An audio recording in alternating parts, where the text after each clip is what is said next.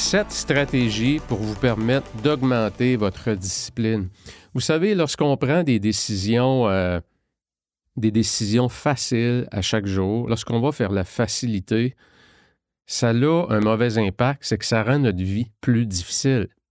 Et lorsqu'on prend des décisions difficiles à chaque jour, ça rend notre vie beaucoup plus facile. Et pourtant, à chaque jour, on va tendre à aller naturellement vers la facilité. Parce que le cerveau primal veut faire quoi? Conserver notre énergie. Conserver notre énergie, c'est primal. J'ai bien dit le cerveau primal, pas le centre exécutif. Le cortex préfrontal sait très bien que si tu t'entraînes, c'est meilleur pour ta santé.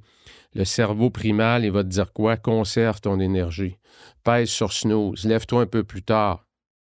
Prends la voie facile. Prends-toi une brioche. Prends-toi un beigne.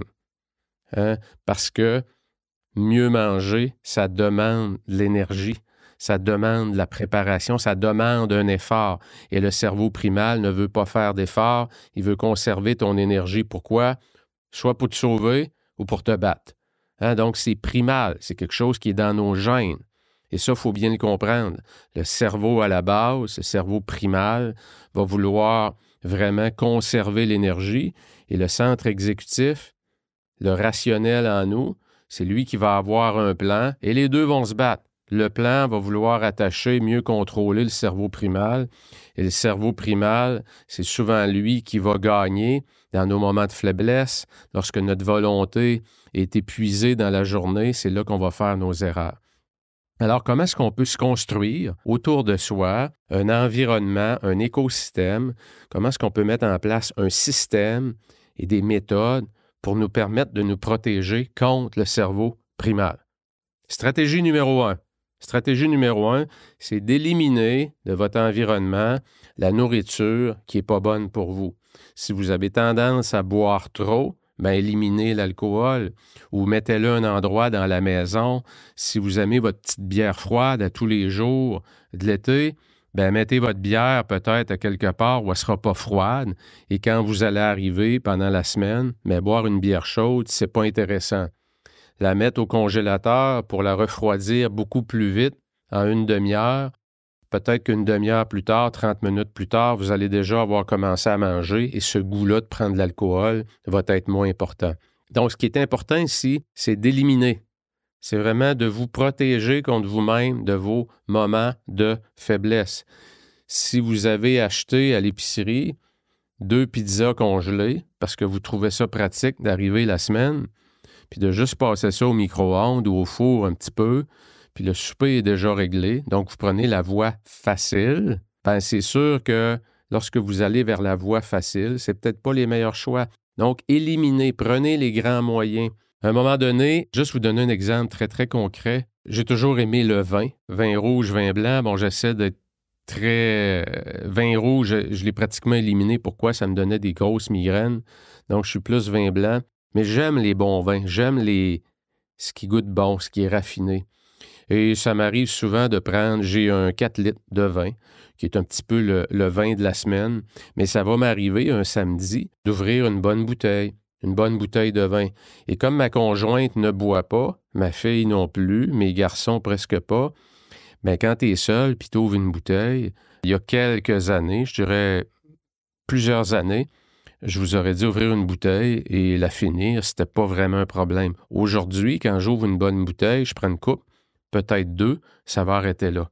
Qu'est-ce qui se passe? J'ai une bonne bouteille de vin que je remets au frigo et le lendemain, j'en reprends. Mais si j'en reprends le lendemain, puis juste une coupe ou 2, il en reste encore. Et j'en ai encore pour l'autre journée. Ça veut dire que mon désir de dire je vais contrôler ma consommation d'alcool, puis je vais en prendre juste une fois par semaine, puis je me sens mieux comme ça, il y a une partie de moi qui dit Pat, voyons donc, tu peux pas jeter ça, ça n'a pas de bon sens, c'est du bon vin. Alors, qu'est-ce que tu fais? C'est que tu retournes dans le rationnel. Qu'est-ce que j'ai fait? Et je sais que ça va en faire frémir plusieurs. Même si c'est une bonne bouteille de vin, je l'élimine. J'élimine la bouteille de vin. Pourquoi? Parce que ça va m'empêcher de commettre des erreurs pour les autres journées. Et c'est pas vrai que je vais m'empêcher de boire du bon vin, de me récompenser le samedi parce que j'ai eu une bonne semaine, je la mérite, ma récompense. Mais c'est pas vrai non plus que parce que j'ai ouvert une bonne bouteille de vin et que je veux pas la vider parce que je sais que le lendemain, je me sentirai pas bien, c'est pas vrai que le lendemain, par principe que je dois la garder, je peux pas jeter ça, ça n'a pas de bon sens. C'est pas vrai que je vais m'obliger à boire du vin pendant 3 jours de temps parce qu'en dedans de moi, il y a un côté qui dit tu gaspilles pas ça.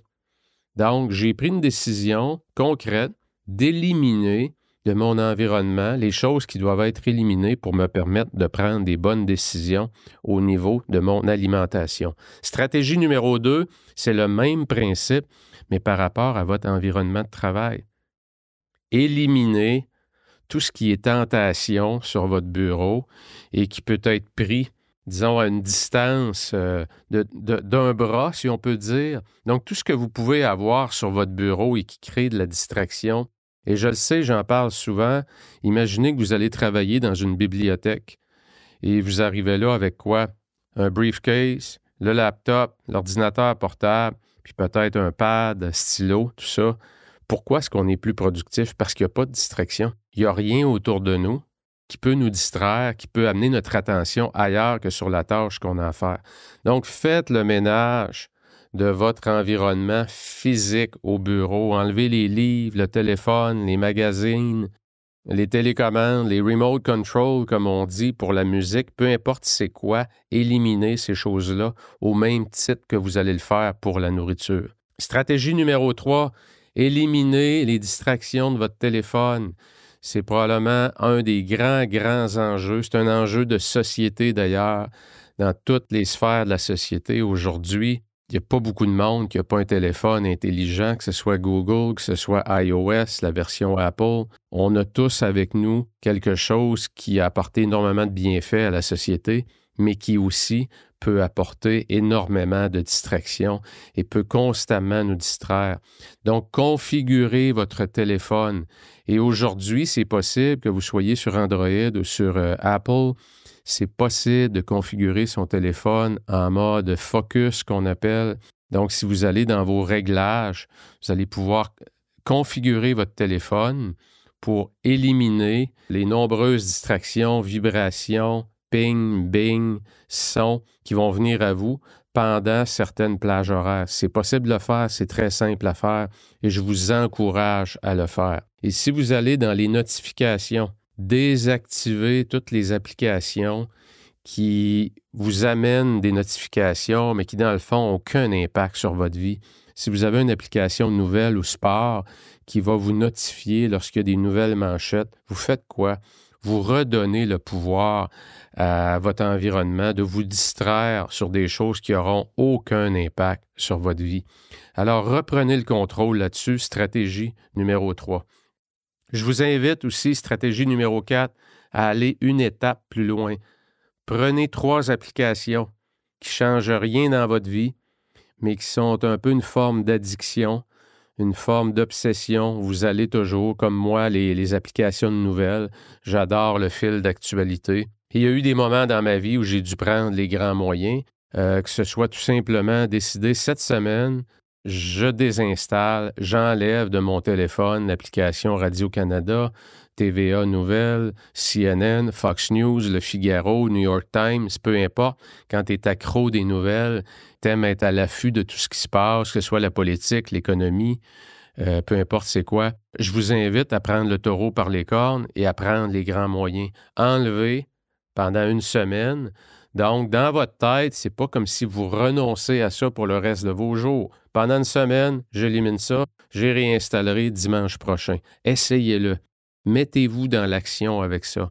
Vous allez voir quand vous allez avoir le réflexe, vous allez probablement vous rendre compte que pendant la journée, quand vous êtes dans l'ennui ou vous êtes fatigué de travailler sur une tâche et que là, le réflexe que vous avez développé, comme le chien de Pavlov, là, quand vous vous mettez à saliver et que vous prenez votre téléphone pour aller voir vos nouvelles ou aller voir Instagram ou TikTok ou peu importe c'est quoi, votre addiction, elle est où? Vous allez rire de vous-même de réaliser comment est-ce que ces réflexes-là sont implantés à l'intérieur de nous. Et en enlevant les applications, en enlevant Instagram, en enlevant TikTok pendant une semaine, allez-y dans l'accueil, allez-y dans le sourire Et regardez-vous quand vous prenez le téléphone, vous ouvrez le téléphone pour aller sur TikTok et vous vous rendez compte, c'est vrai, je l'ai enlevé. Et gardez le sourire. Riez de vous un peu. Allez dans l'humour et vous allez voir comment est-ce que vous allez rendre ces plages horaires-là, peut-être mettre plus de détente, plus de présence dans votre quotidien. Stratégie numéro 5. Arrêtez d'appuyer sur snooze le matin. Éliminez le bouton snooze. Préparez-vous mentalement avant de vous coucher. Demain matin, je me couche à 10h30 ce soir. À 6h30, le réveil va m'indiquer que c'est le temps de se lever. Ça me donne un bon 8 heures de sommeil. C'est parfait. Quand ça va sonner à 6h30, sans aucune hésitation, je me lève. Je me lève doucement. Pas besoin de prendre les springs puis sauter dans les airs au plafond, mais je me lève immédiatement. Donc, je me prépare mentalement à me réveiller le lendemain. Je me visualise en train de dormir. Je vois le cadran qui sonne et aussitôt qu'il sonne, je me lève. Qu'est-ce qu'on fait quand on commence sa journée et on pèse sur snooze? On est en train, le plus grand message, le plus grand dommage qu'on fait, on est en train de briser la confiance qu'on a envers soi-même. Pourquoi? Parce que quand tu te mets une alarme, c'est qu'à quelque part, tu prends un engagement avec toi-même. Dans le futur, c'est ça, mettre une alarme. C'est dans le temps, je me dis, je vais me lever à telle heure, et quand tu ne respectes pas l'engagement que toi-même, il n'y a personne d'autre qui le sait que toi-même. Mais tu brises la confiance que tu as à l'intérieur de toi. Tu augmentes ta capacité. Tu augmentes ton doute. C'est-à-dire que tu diminues ta capacité à effectuer les choses. Pourquoi? Parce que tu es en train de te laisser un message à l'intérieur de toi qui est très fort. C'est que tu as beau faire le plan que tu veux, anyway, tu n'es pas capable de le respecter. C'est ça que tu es en train de faire le matin quand tu pèses sur snooze. Tu es en train d'envoyer tellement un mauvais message à ton cerveau et c'est le premier message de la journée. Alors, c'est pas un hasard que tu procrastines beaucoup. C'est pas un hasard que tu as de la difficulté à faire les choses que tu devrais faire. Parce qu'en commençant ta journée, tu te convaincs déjà que tu n'es pas capable. Tu brises ta confiance. Commencez votre journée par respecter votre heure de lever. Prenez l'engagement avec vous-même qu'à partir de demain, c'est fini le snooze. C'est fini. Et prenez les grands moyens. Connectez votre cadran plus loin dans la pièce. Mettez-le sur un bureau qui est plus loin ou par terre sur le plancher, mais un endroit où vous ne pourrez pas peser sur snooze. Vous allez être obligé de vous lever. Élevez-vous immédiatement. Stratégie numéro 6. Je vous invite à bloquer 3 personnes ou 3 groupes de conversation que vous avez dans des applications de messagerie. Et quand je dis les bloquer, ça peut être aussi simple que les mettre en muet ou en sourd ou en mute, comme on dit en anglais. J'ai un groupe que je fais partie, mon groupe Mastermind, qui est sur WhatsApp, dans lequel je suis un participant. Et on doit être une 50aine de personnes dans le groupe. Et je l'ai mis sur muet. Et quand je vais voir dans le groupe, peut-être une fois par semaine, parfois il y a 50, 60 messages. Parce que plus tu as de gens dans un groupe, il y en a un qui met un post. Et puis là, il peut y avoir 5 ou 6 réponses. Ben écoute, si ça, c'est en mode notification réelle, ben tu vas te faire déranger à tout moment de la journée. Donc, il y a des groupes que j'ai choisis volontairement de mettre en mode muet. Et en le faisant, je suis très conscient qu'il y a peut-être des choses que je vais passer à côté et c'est tout à fait correct. Il y a quelqu'un que j'ai déjà rencontré en voyage qui reste dans un autre pays. On a développé une amitié. C'est en République dominicaine. C'était le sommelier qui travaillait dans un des resorts, le Royalton. Et puis, on a développé une belle amitié. On s'est échangé nos numéros. Et puis, il m'envoie des messages pratiquement à tous les jours pour me souhaiter bonne journée et ci et ça. Et moi, est-ce que je veux repousser son amitié? Non. Mais est-ce que je tiens à ce qu'on s'échange des bonjours à chaque jour? Absolument pas. Je l'ai mis en mode muet, en mode sourd. Donc, je ne le vois pas. Donc, que ce soit sur Messenger, que ce soit sur WhatsApp, mettez en mode muet les conversations qui apporte peu de choses dans votre vie. Et peut-être que vous irez voir une fois par semaine, mais diminuez la pression que vous vous mettez de devoir répondre à tout ce qui vient vers vous. C'est redonner tellement de pouvoir à son environnement et s'en enlever. C'est éliminer sa bande passante. C'est éliminer de soi les plages horaires où on est sharp, on est bon, On peut travailler, on peut produire du travail de qualité.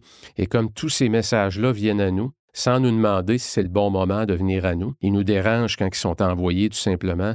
En les mettant en mode muet, ça m'évite justement de redonner cette bande passante-là à tout mon environnement. Dernière stratégie numéro 7, bâtissez un lit pour votre téléphone. Ça va vous faire sourire. Si vous avez particulièrement des ados ou encore des adultes qui restent encore à la maison, conjointes, peu importe, ayez un endroit où vous mettez votre téléphone au lit et une heure spécifique. En anglais, on dit un phone bed, un lit pour téléphone. Et littéralement, c'est un petit panier, peut-être avec un beau coussin, puis un beau petit message décrit à l'intérieur. Et ce panier-là, il est où? Il peut être sur le comptoir de la cuisine, il peut être à l'entrée, dans le vestibule ou dans le vestiaire à l'entrée. Un endroit qui, visuellement, vous le voyez, et à telle heure, à 8 heures, comme une personne, vous allez coucher votre téléphone et vous le mettez en mode avion, si vous voulez. OK, c'est un symbole qui est puissant. C'est un symbole qui vous permet de décrocher avant d'aller redonner, aller recharger les batteries. Donc, je vous invite à avoir un lit pour votre téléphone. Alors voilà, mes amis, choisissez une des 7 stratégies qu'il y a là, 1, 2 ou 3 qui vous parlent le plus. Surtout, mettez-vous dans l'action. Diminuez votre consommation de médias sociaux, de podcasts. Ça fait drôle de vous dire ça parce que je transmets de l'information, mais je l'enseigne quand même. Pourquoi? Parce que c'est la clé. C'est une des grandes clés. On consomme trop et on n'exécute pas assez. Consommez moins, mais choisissez ce que vous laissez entrer. J'espère faire partie de ceux que vous choisissez, mais ce n'est pas obligatoire non plus. Il y en a peut-être des meilleurs que moi. Il y en a peut-être des gens qui vous interpellent beaucoup plus. Soyez sélectif sur ce que vous laissez entrer en dedans de vous. Et quand vous les consommez, essayez d'appliquer le plus vite possible ce que vous consommez, parce que c'est vraiment ça qui va transformer votre vie. Alors voilà, 7 disciplines, 7 stratégies, 7 tactiques qui vont vous permettre d'augmenter votre discipline. On se revoit très rapidement. Ciao!